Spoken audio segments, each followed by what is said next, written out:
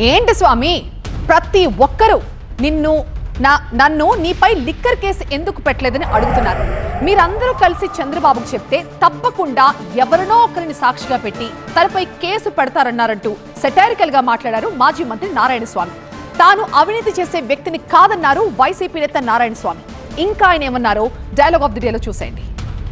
Government షాపులవి ఎవరికైనా సహాయం చేస్తే ప్రైవేట్గా ఇస్తే వాళ్ళు ఏదైనా డబ్బులు తెచ్చిస్తారు. కానీ గవర్నమెంట్ షాపులే రన్ చేసినప్పుడు గవర్నమెంట్ షాపులు రన్ చేసినప్పుడు ఎవరికి ఇంట్రెస్ట్ ఉండదు డబ్బులు తెచ్చేదానికి.